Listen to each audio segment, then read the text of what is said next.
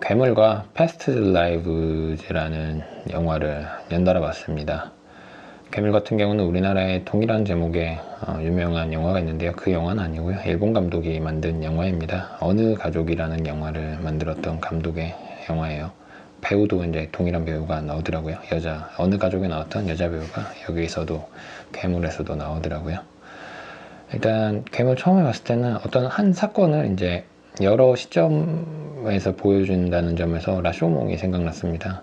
그리고 10여 년도 더 전에 본 영화인데요. 라쇼몽은 제가 이 영화를 봤을 때는 라쇼몽 같은 경우는 한 여인이 죽고 이제 이 여인의 죽음에 관련된 여러 사람들의 시점을 다시 계속 반복해서 보여주면서 약간 책임이 모호해지는 느낌이 들었거든요. 누가 이 여자를 죽였는지, 누가 책임을 져야 되는지 이런 것들이 여러 시점에 걸쳐 보여지면서 한 사건이 누구의 책임도 아니다 같은 식으로 서술이 되는 것 같아서 저는 그 부분이 약간 싫었습니다. 왜냐면 이게 전후에 만들어진 영화이고 또 이 일본인 개개인은 아니겠지만 사회적으로 국가적으로 이 전후 책임에 대한 회피를 하려는 느낌이 조금 있잖아요.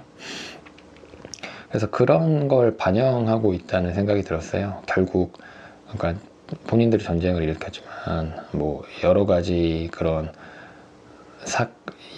관계들이 얽혀서 난 사건이고 난 안 좋은 일이고 이제 그러니까 결정적 책임자 같은 건 없다라는 식으로 서술한 거 아닐까라는 그런 생각을 반영한 거 아닐까라는 생각을 했었는데 이 괴물을 볼 때 그리고 이제 시점이 이제 돌아가는 영화라는 거, 다른 시점으로 같은 사건을 서술하는 영화라는 걸 알았을 때 그 느낌이 처음엔 약간 있었습니다. 그래서 영화 처음엔 첫 시점으로 이제 영화가 진행될 때는 누가 나쁜 놈이지? 라는 생각을 하게 되는데요. 이제 시점이 번갈아 가면서 다른 시점으로 돌아가면서 이제 누가 나빴는지에 대한 생각은 없어지는 것 같아요. 범인이 굳이 중요하지 않은 것 같습니다. 다 각자 조금씩 잘못을 했고요. 이제 그런 것들이 모여서 이제 큰 일이 벌어지게 되는 것 같습니다. 이제 제가 라쇼몽을 볼 때와 지금 괴물을 봤을 때 다른 생각이 든 점은요. 이 괴물에서 이제 큰 일이 일어나는 것에 대한 많은 결정적 책임도 라쇼몽 때처럼 없지만 되게 많은 사람들이 관련이 됩니다. 되게 많은 사람들이 조금씩 이 사건을 일으키게 되는 원인을 만들어가요. 원인과 결과라는 말을 사용하는 것도 애매하지만요. 조금씩 영향을 미쳐서 결국 어떤 사건이 일어납니다. 그런 점에서 이게 그냥 단순한 책임 회피 혹은 어쩔 수 없이 일어난 일이라고 말하는 것보다는 결국 우리가 막중한 책임이 있다는 것 아닐까라는 생각을 하게 돼요. 왜냐하면 10년 전보다 심지어 10년 전보다 지금은 더 많이 서로 연관되어 있을 수 있습니다. 기술의 발전 때문에요. 그래서 우린 서로에게 엄청난 영향을 끼치고 그리고 우리 사회는 이렇게 어떤 개인과 개인이 고립되어 있다고 말하긴 하지만 영향을 미치려면 아주 큰 영향을 많은 사람에게 미칠 수 있는 사회잖아요. 내가 무심코 한 어떤 행동이 나도 생각지도 못한 큰일을 만들어낼 수도 있으니까 그러면 거기에 대한 막중한 책임을 생각해 봐야 되지 않을까? 라는 생각을 합니다. 그러니까 예전의 관점이었다면 라쇼몽이 만들어졌을 때의 관점이었다면 책임이라고 하지 못할 것들도 지금은 한번 좀 더 심도 있게 생각해 봐야 되지 않을까? 또 우리가 거기에 대해서 좀 더 예민한 감수성을 갖고 행동해야 되지 않을까? 그런 사람들이 모인다면 좀 더 나은 사회가 되지 않을까? 이런 생각을 했습니다. 그리고 패스트 라이브즈 같은 경우도 전혀 다른 이야기이긴 하지만요. 여기는 이제 남녀 간의 사랑 이야기이긴 하지만 인연을 말한다는 점에서 우리 동양식 사고의 인연을 말한다는 점에서 이런 인과보다는 고리가 약한 어떤 관계라는 점에서 약간 비슷한 느낌이 들었어요. 그리고 또 그 괴물에서도 이제 아이들이 얼굴에 흙을 묻히고 우리가 흙을 묻혔으니 다시 다른 것으로 태어난 것이냐라는 이야기를 하는데 인연도 따지고 보면 그 죽고 사는 문제가 연결되어 있다는 점에서 비슷한 느낌을 줘요. 그래서 연달아서 이제 영화를 틀었는데 비슷한 영화를 틀었구나 라는 생각을 했습니다. 보게 된 이유는 그 티빙에 공짜로 있어가지고, 이름은 예전부터 들었는데 뭐 상을 받았다는 이야기도 듣고 했는데 뭐 굳이 찾아보지 않았었는데 눈에 보여가지고 시간도 약간 있고 해서 봤습니다. 처음엔 약간 지루하다 싶었고, 또 영화가 그 어렸을 때 이제 여자가 이민을 가는데요. 초등학교 때 그때 이제 좋아했던 남자애가 있어요. 이들이 20대 때 만났다가 그러니까 온라인으로만 만나고 이제 서로 실제로 보지 못했다가 이제 30, 30이 돼서 30 몇 살인가가 돼서 남자가 여자한테 찾아갑니다.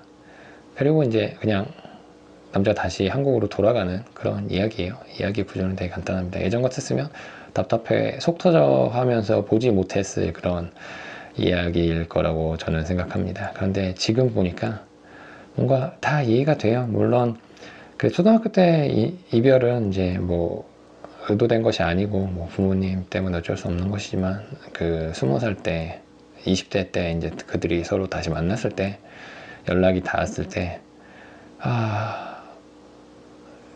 왜 못 찾아갔는지도 이해가 됩니다. 그러니까 여자는 여자 나름대로 그 미국에서의 커리어 때문에 한국에 올 생각을 하지 못하고요. 또 남자도 남자 나름대로, 물론 지금 같으면 야 당장 다 때려치우고 한 번이라도 보고 오는 게 좋지라고 말하겠지만, 그리고 지금의 저라면 그러겠지만 이제 20살의 그들에게는 쉽지 않은 일이죠.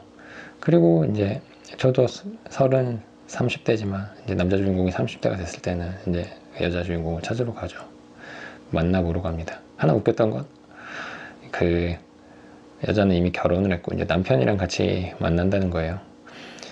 그래서 이제 여자가 욕심이 많다라는 표현으로 이제 묘사가 되거든요. 남자가 이제 여자에게, 그 한국에서 온 남자가 이제 자기 여자에게, 그 여자친구에게 보러 간 그 여자에게 너는 욕심이 많았다라고 하는데, 이게 얼핏 보면 욕심이 많은 상황 같기도 합니다. 그러니까 남편도 있고 이제 자기가 어렸을 때 좋아했던 그 남자를 보러 간, 그 자기 집에 초대하고 그 남편과 같이 어딘가를 가고, 그런데 또 그 남편 입장에서 말을 하지 않는 것보단 이렇게 말을 하는 게 또 나을 것 같아요. 그 남편도 되게 답답해 하거든요.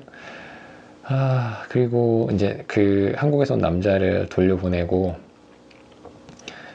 다시 집으로 돌아오는 장면이 이제 롱테이크로 있는데,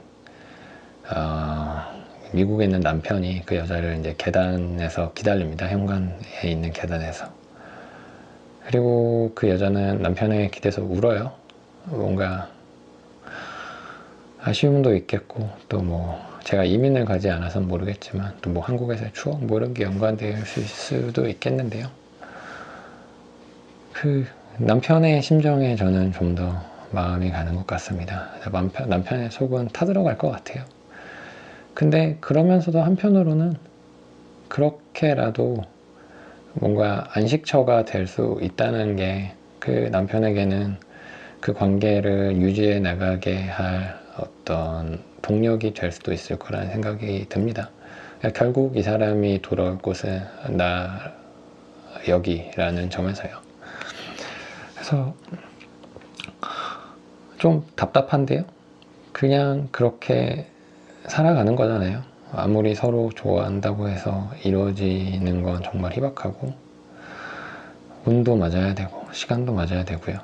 그래서 만남이 정말 사람을 만난다는 게 소중하다고 이야기하는 거겠죠. 또 뭐 어떻게 될지 모르겠습니다. 그들이 뭐 미국에 있는 여자가 갑자기 이혼을 하고 갈 수도 있는 거고, 미래는 모르는 거죠. 근데 그냥 되게 일상적인 그런 이야기인 것 같습니다. 그리고 그 배급사가 그 24인데 이 회사가 이 배급사에서 배급한 영화가 갖는 그 색이 있잖아요. 그걸 너무 많이 봐서 이제는 약간 지루한 감이 있지 않나 싶기도 합니다. 그 회사가 배급하는 영화의 어법이나 그런 톤이요. 그래도 뭐 재밌게 봤습니다.